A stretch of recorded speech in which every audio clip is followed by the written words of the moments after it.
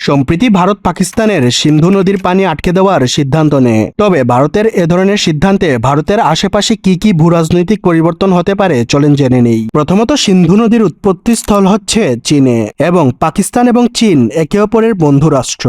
তাই ভারতের সিন্ধু নদীর সমঝোতা চুক্তি ভঙ্গের ফলে চীন ও পাকিস্তানের সমর্থনে সিন্ধু নদীর পানি আটকে দিতে পারবে, যার ফলে ভারত এবং পাকিস্তান উভয়ের ক্ষতি হবে। দ্বিতীয়ত, ভারত চাইলেই সিন্ধু নদীর পানি আটকাতে পারবে না, কেননা সিন্ধু নদীর চুক্তি থাকার কারণে ভারত আজ পর্যন্ত এই নদীর উপর পর্যাপ্ত বড় কোনো বাঁধ নির্মাণ করতে পারেনি, যার ফলে ভারত চাইলেই সিন্ধু নদীর পানি বন্ধ করে দিতে পারবে না। তাছাড়া সিন্ধু নদীর পাশাপাশি ভারতের ব্রহ্মপুত্র নদীর উৎপত্তি স্থল চীনে, আর এই নদীর উপর চীন পৃথিবীর সবচেয়ে বড় বাঁধ নির্মাণ করে রেখেছে।